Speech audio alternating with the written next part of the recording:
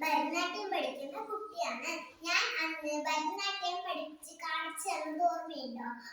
അതുപോലെ ഇന്ന് നമുക്ക് ഒരു പാട്ടിലൂടെ പഠിച്ചാലോ? ആദ്യം നമുക്ക് പാട്ട് പാടാം.